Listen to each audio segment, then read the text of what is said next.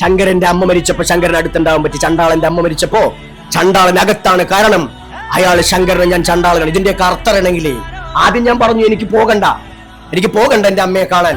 അപ്പൊ ഞാനൊന്ന് അലമുറയിട്ട് കരഞ്ഞു. രോഹിത്ജി ആരെയോ കത്തി ഒഴിച്ച ആ ഭസ്മർത്തി ഞാൻ തലയിലേക്ക് നിട്ടു. എന്റെ അമ്മയോട് ഞാൻ പറഞ്ഞു, അമ്മേ, ചെറുപ്പം തൊട്ടേ ഒരു നായർ സ്ത്രീ ഒരു പട്ടികജാതിക്കാരന്റെ ഒപ്പം വന്നിട്ട് അനുഭവിച്ച പീഡനങ്ങൾ എന്റെ അമ്മ മരിക്കുന്നത് ഇവിടെ പലരും ചോദിക്കുന്നു ചണ്ടാളവൻ നായരല്ലേ എന്ന്. എടാ, എന്റെ അമ്മ ജീവിച്ചിരിക്കുമ്പോൾ നായരെ ആയിട്ട് കാണാൻ നിങ്ങൾക്ക് പറ്റി. ഞങ്ങൾ മനുഷ്യരാണ്. ആ മനുഷ്യനായിക്കൊണ്ടാണ് ചണ്ടാള ബാബ നീതി നിഷേധിക്കപ്പെടുന്നവർക്ക് വേണ്ടി സംസാരിക്കും. കേരളം ഒന്നിച്ച് കത്തിച്ചാലും എനിക്കല്ലെങ്കിൽ എന്റെ മഠത്തിലേലും കിട്ടണം. എന്റെ മരണശേഷം എന്റെ സ്ഥാനത്ത് വരുന്നവന് കിട്ടിയേ പറ്റൂ. അല്ലെങ്കിൽ ഞങ്ങൾ നിങ്ങളുടെ ഹിന്ദു അല്ല എന്ന് പറയണം. ഞങ്ങൾക്കൊരാഗ്രഹമില്ല ബ്രാഹ്മണിസത്തിന്റെ അടിമയാകാൻ. ഹരിജൻ എന്ന് പേരിട്ടു ഗാന്ധി.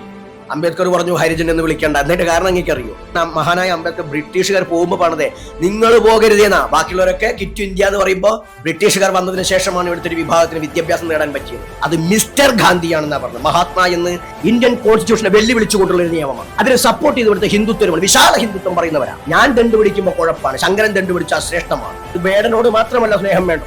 തുല്യനിന്ദ തുതീർമൗനി എന്നൊക്കെ ഗംഭീരമായി പ്രഭാഷണം നടത്തുന്ന മുഖ്യധാര സന്യാസിമാരുണ്ട്. അവർക്ക് നാഗയുടെ അടുത്തിരിക്കുമ്പോണ്ടല്ലോ മോട്ടിടിക്കും. അതാണ് ആത്മീയത.